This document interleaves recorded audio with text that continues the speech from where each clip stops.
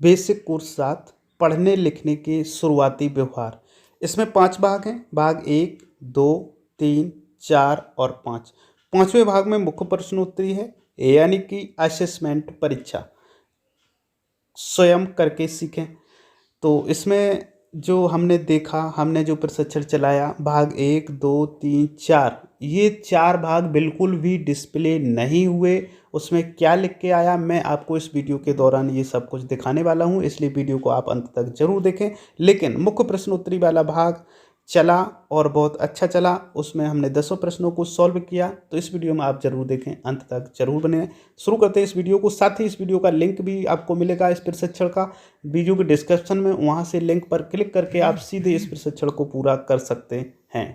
मेरे पास है teacher training pocket book, जिसमें जनवरी 1 से 2021 से लेकर के मार्च 31 2021 तक ट्रेनिंग्स की लिस्ट दी गई है। और इसमें जो भी ट्रेनिंग्स हैं उनकी संख्या 25 यानी कि 25 है। अभी हम लोगों ने 1 जनवरी से लेकर के 15 जनवरी की ट्रेनिंग पूरी कर ली है। और इसके साथ साथ जो 16 जनवरी से 31 जनवरी की ट्रेनिंग है, इसी के अंतर्गत हम लोग ट्रेनिंग्स कर रहे हैं। और इसमें हम लोग 5वीं ट्रेनिंग यानी कि 16 से 23 जनवरी तक की ये कर चुके हैं, 6वीं ट्रेनिंग कर चुके हैं। अब हम लोग यहाँ से 7वीं ट्रेनिंग को करेंगे। तो देखेंगे 7वीं ट्रेनिंग को किस प्रकार से हमें यहाँ से पूर्ण करना है, तो इसको कवर करेंगे इस वीडियो में। और साथ ही साथ इसमें वो भागों के भी क्वेश्चन आंसर देखेंगे जो इस ट्रेनिंग के दौरान यूज किए गए हैं। और इसका लिंक कहाँ पर है, ये तो आप QR कोड को स्कैन कर सकते हैं, या फिर नीचे ये आप देख पा रहे होंगे ऑरेंज कलर से लिंक दिया गया है, इस पर क्लिक करेंगे। तो इस लिंक पर हम क्लिक करेंगे और जैसे ही क्लिक करेंगे वैसे मेरे सामने इस प्रकार का इंटरफेस आ रहा है। हो सकता है आपके यहाँ कोई आपके मोबाइल में डिफ़ॉल्ट ब्राउज़र है तो ऑटोमेटिकली ये ओपन हो जाए, लेकिन मेरा दीक्षा ऐप यहाँ पर लिखा है, इस पर क्लिक करेंगे, 2 बार क्लिक करेंगे।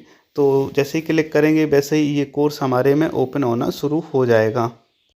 अब यहाँ पर पढ़ने लिखने के शुरुआती व्यवहार उत्तर प्रदेश ज्वाइन कोर्स लिख करके आ रहा है। यहाँ पर ज्वाइन कोर्स पर हम क्लिक करेंगे। जैसे ही ज्वाइन कोर्स पर क्लिक करेंगे वैसे ही हम इस कोर्स में इनरोल हो जाएंगे और यहाँ से स्टार्ट लर्निंग शुरू करेंगे। इसमें सबसे तो यहाँ पर जैसे ही हम क्लिक करते हैं तो ये error content this page error लिख करके आ रहा है। यहाँ से हम बैक करेंगे, ओके करेंगे। और जब ओके करने से भाग 2 को हम ट्राई अगेन करते हैं और देखते हैं भाग 2 में क्या। इसमें भी किसी कारण से यहाँ पर एरर प्राप्त हो रहा है, तो ये भी हमारा कंप्लीट नहीं हो सकता है। फिर से बैक करके देखेंगे। जब इसको बैक करते हैं तो यहाँ पर जब हम देखते हैं तो तीसरे भाग पर क्लिक करते हैं और देखते हैं ये ओपन हो रहा है या फिर इसमें भी एरर आ रहा है। अभी हाँ, इसमें भी एरर आ रहा है। तो इस प्रकार से मैं 3 वीडियोज यानी कि लगातार 3 भागों को चेक कर चुका हूँ। तीनों भागों में कंटिन्यूअस हमें एरर प्राप्त हो रहा है। फिर से तो चौथे कोर्स को क्लिक करते हैं और यहाँ पर देखते हैं लोड होना शुरू हो गया है और क्या लिख करके आता है, यहाँ भी एरर आ गया। तो इस प्रकार से हमने 4 भाग देखे, चारों भाग एरर बता रहे हैं। इसके बाद में अब चलते हैं अंतिम यानी कि आकलन परीक्षा वाले पे। पढ़ने लिखने के शुरुआती व्यवहार आकलन। तो जो भाग 5 है, आकलन परीक्षा है, उसको हम लोग इस वीडियो में कवर करने वाले हैं। और इस भाग से पहले जो इस कोर्स के 4 भाग थे, 1, 2, 3, 4, उन तीनों चारों में से कोई एरर की वजह से, कोई प्रॉब्लम की वजह से हम अपने प्रश्नों को सॉल्व नहीं कर पाए, क्योंकि उसमें एरर आ रहा था और उसमें कोई भी वीडियो डिस्प्ले नहीं हुआ। तो उसी आधार पर मैंने फीडबैक भी उसमें दे दिया है, जो दीक्षा ऐप पर फीडबैक मांगते हैं। अब इसको हम लोग कवर करने वाले हैं। ये अंतिम भाग खुल रहा है, इसको देख लेते हैं। तो यहाँ नीचे एरो बटन पर क्लिक करेंगे तो सबसे पहला प्रश्न यहाँ पर आ जाता है और पहला प्रश्न क्या लिखा हुआ है उसे हम लोग पढ़ लेते हैं। नीचे दिए गए व्यवहारों में से पहचानिए कि सीखने के शुरुआती दौर में किन व्यवहारों की अपेक्षा आप 3 साल के बच्चे से नहीं कर सकते हैं। आप एक से अधिक विकल्प चुन सकते हैं। यहाँ पर 3 विकल्प हैं। किसी लेख को प्रवाह से पढ़ पाना, दूसरा है पढ़ते हुए उंगली को लिपि की दिशा के अनुसार चलाना, तीसरा है किताब में छपी वस्तुओं को पहचानना और उनके नाम बता पाना, और चौथा है शब्दों की सही वर्तनी लिख पाना। तो कक्षा 4 के बच्चे के लिए नहीं है वाली बात है। यहाँ पर 4 विकल्प हैं। तो किसी लेख को प्रभावपूर्वक 4 का बच्चा नहीं पढ़ पाएगा, तो यहाँ पर ये विकल्प सही होना चाहिए। और पढ़ते हुए उंगली को लिपि की दिशा के अनुसार चलाना, ये भी छोटा बच्चा होता है, नहीं कर सकता है। किताब में छपी वस्तुओं को पहचानना और उनके नाम बता पाना, ये तो हो सकता है, ये संभव है 3 का बच्चा ये बता दे, तो इसको हम नहीं करेंगे। और शब्दों की सही वर्तनी लिख पाना, सही वर्तनी लिख पाना, तो बर्तनी भी छोटा बच्चा है वो नहीं लिख सकता है, तो ये भी विकल्प है। यानी कि यहाँ पे हम जो प्रश्न के पहला, दूसरा और तीसरा इन 3 विकल्पों को क्लिक करके सबमिट करते हैं, तो यहाँ से गलत बता रहा है। चलो एक बार पुनः प्रयास कर लेते हैं। तो यहाँ पर जो एरर आ रहा पहला, दूसरा, मुझे लगता है यही विकल्प ही सही होने चाहिए। पुनः मैं इन्हीं को क्लिक करके सबमिट करता हूँ, और सबमिट जैसे ही करूँगा तो यहाँ पर जो नोट लिख करके आया सही विकल्प आखिर इसका है कौन, उसको हम लोग देख लेते हैं। तो यहाँ पर सही विकल्प के बारे में कोई चर्चा की ही नहीं गई है, और ना इस प्रश्न से संबंधित कोई जानकारी इसमें दी गई है। बड़ी संख्याओं की संख्यापन की समझ की कमी एक बहुत बड़ा कारण है कि बच्चे संख्याओं को चिन्हों की तरह तो पहचान लेते हैं, लेकिन उन संख्याओं को और संख्याओं के संबंध में नहीं समझ पाते, और ना ही उनमें शामिल मात्रा को देख पाते हैं। उसके ऊपर जब स्थानीय मान को इकाई और दहाई यानी स्तंभ मान की तरह अधिक समझा जाता है, तब बच्चे इकाई और दहाई पहचान पाने के बावजूद असल संख्या की मात्रा मूल का अंदाजा नहीं लगा पाते हैं। यदि बच्चे बड़ी संख्याओं की संख्यापन और उनकी मात्रा मूल्य पर पढ़ाते समय ध्यान दिया जाए तो 6 से 7 साल के बच्चे भी संख्याओं की तुलना आसानी से कर पाते हैं। सही समझ के बाद ही गिनती के अभ्यास का फ़ायदा है, सिर्फ अभ्यास का नहीं। तो ये बेवड़ा लिखा हुआ है। मुझे लगता है कि इस जो सवाल हमने किया है उससे संबंधित कोई भी इसमें डिटेल नहीं दिया गया है। जारी रखें पर क्लिक करते हैं, देखते हैं दूसरा प्रश्न कौन सा है। तो अब यहाँ पर हम दूसरे प्रश्न पर आ जाते हैं, और दूसरा प्रश्न है, एक अध्यापक को उभरते हुए साक्षर बच्चों यानी कि इमरजेंट लिटरेट्स को सिखाने की प्रक्रिया में खालिस्तान भूमिका निभानी चाहिए। आप एक विकल्प चुन सकते हैं। तो मुझे लगता है इसमें सक्रिय भूमिका निभानी चाहिए, यानी कि चौथा विकल्प इसका सही होना चाहिए। इसे सबमिट करते हैं तो ये हमारा चौथा विकल्प यहाँ से सही हो जाता है। सहानुभूतिपूर्ण होना बच्चों को मदद कर सकता है, पर केवल उनकी परेशानियों पर दया दिखाने से ही उनकी मदद नहीं होगी। इस प्रकार इस समय उन्हें ज़रूरत होती है मार्गदर्शन की और सीधा सहारा देने की, इसलिए घ विकल्प इसका सही है। जारी रखें पर क्लिक करते हैं। एक और प्रश्न आ जाता है, कक्षा 1 का एक बच्चा पहाड़ी पर हरी घास चर रही बकरी का विवरण हिंदी में कुछ इस प्रकार से लिखता है। जो आप देख पा रहे होंगे, इस प्रकार से कोई बच्चा लिखता है, इस टाइप की भाषा। इस लेख से आप समझ सकते हैं कि आप एक से अधिक विकल्प चुन सकते हैं। यहाँ पर 4 विकल्प दिए गए हैं, और पहला विकल्प कौन सा है, चलो विकल्पों को पहले देख लेते हैं। बच्चे को समझ है कि अलग अलग तरह के शब्दों के बीच दूरी रखी जा सकती है, तो ये तो नहीं हो सकता है। दूसरा है, वह हिंदी लिपि को किस भाषा में लिखा जाए यह जानता है। नेक्स्ट है, बच्चे ने अपनी बात कहने के लिए संदर्भ के अनुसार उपयुक्त शब्दों को चुना है। और उसके बाद में अंतिम विकल्प है इसका, वह मात्राओं को शब्दों में उपयोग के अनुसार सही चिन्हों से अंकित कर सकता है। अब इसमें से सही विकल्प कौन से हैं, तो मुझे लगता है यहाँ से विकल्प दूसरा और विकल्प तीसरा, यानी कि वह हिंदी लिपि को किस भाषा में लिखा जाए यह जानता है, और बच्चे ने अपनी बात कहने के लिए संदर्भ के अनुसार उपयुक्त शब्दों को चुना है। इनको सही करते हैं और इसको सबमिट करके देखते हैं, तो यहाँ से हमारा विकल्प सही हो जाता है। जारी रखें पर क्लिक करेंगे, एक और प्रश्न आ जाता है। अब इस प्रश्न को हम लोग पहले समझेंगे, उसके बाद में उत्तर करेंगे। स्क्रीन पर एक 4 साल की बच्ची स्वाति का मूल्यांकन कार्ड दिखाया गया है। इस मूल्यांकन से संबंधित कौन से कथन सच हैं।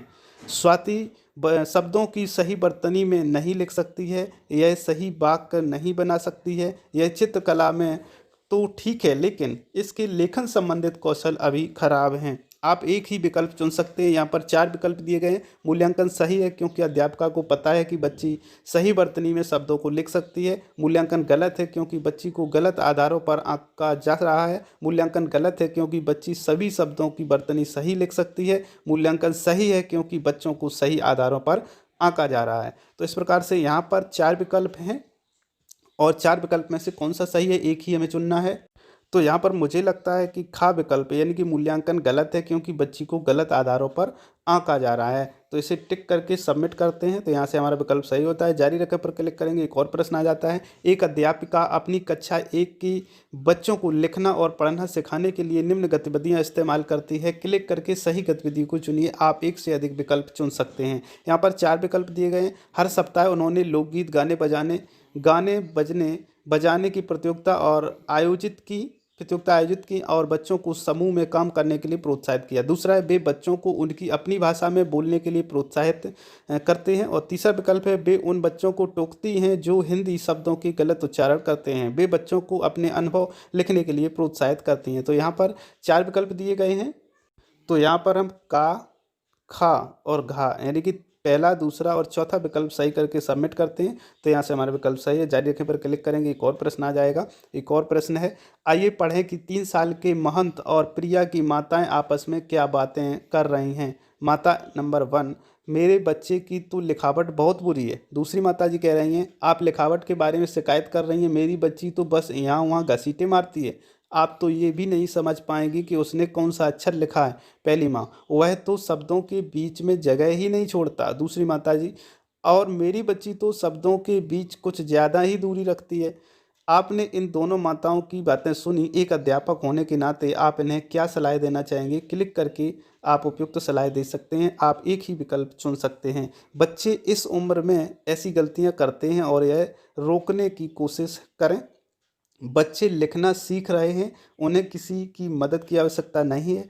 आपके बच्चों ने जैसे गलतियां कर करके बोलने सीखा, वैसे ही वे लिखना पढ़ना भी सीख रहे हैं। उन्हें बढ़ावा देने के लिए अलग अलग तरह के लेखों जैसे कहानियों, कविताओं से परिचित कराएं और लिखने पढ़ने के लिए प्रोत्साहित करें। और अंतिम विकल्प है इसका, अपने बच्चे के साथ बैठें और बार बार उन्हें एक लेख पढ़ने का अभ्यास कराएं। तो यहाँ पर मुझे लगता है कि ये विकल्प सही रहेगा, दूसरा वाला। इसको हमने टिक कर दिया जो सबसे बड़ा है और सबमिट करते हैं तो यहाँ से सही हो जाता है। जारी रखें पे क्लिक करेंगे, एक और प्रश्न आ जाता है। एक अध्यापक सुरेश स्क्रीन पर दिखाई गई सभी गतिविधियाँ करते हैं जब वे बच्चों को कहानी सुनाते हैं। देखते हैं कौन कौन सी गतिविधि करते हैं। वह बच्चों को कहानी की किताब का मुख्य पृष्ठ दिखाते हैं। और दूसरा है, वह बच्चों को कहानी के पात्रों के हाव भाव और क्रियाओं पर ध्यान देने को कहते हैं।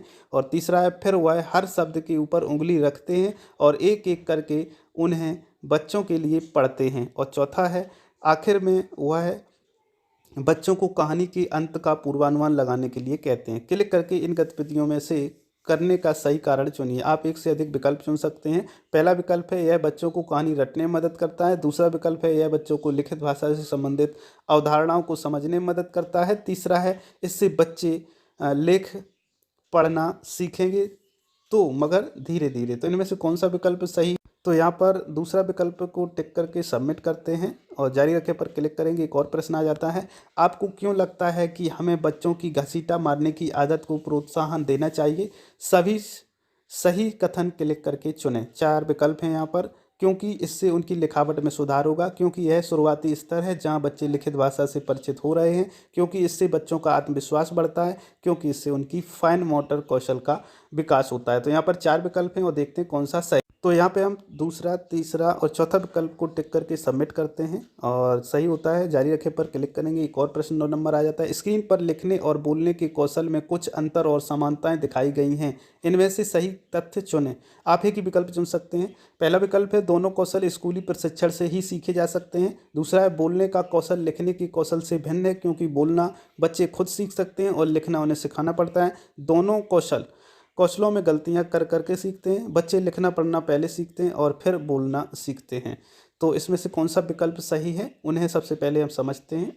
तो यहाँ पर सही उत्तर मुझे लगता है कि तीसरा होना चाहिए। बच्चे दोनों ही कौशलों में को गलतियाँ कर करके सीखते इसे सबमिट करते हैं। यहाँ से विकल्प सही होता है। जारी रखें पर क्लिक करेंगे और अंतिम प्रश्न आ जाता है। स्क्रीन पर कुछ इमरजेंट लिटरेसी व्यवहार दिखाए गए हैं जो 2 साल तक के बच्चे अक्सर करते हैं। क्लिक करके आप सही व्यवहारों को पहचानिए। आप एक से अधिक कथन भी चुन सकते हैं। तो कौन कौन से हैं? बच्चे किताब में छपी तस्वीर पहचान सकते हैं, वे समझ सकते हैं कि उन्होंने किताब सीधी पकड़ी या उल्टी, वे कुछ वाक्य पहचानने लगते हैं, वे सही क्रम में कहानी दोबारा सुना सकते हैं। तो यहाँ पर मुझे लगता है पहला और दूसरा विकल्प सही होंगे। सबमिट करते हैं तो यहाँ से ये सही हो जाता है। जारी रखें पर क्लिक करेंगे, यहाँ पर धन्यवाद आ गया, यानी कि हमारा कोर्स ये कंप्लीट हो चुका है।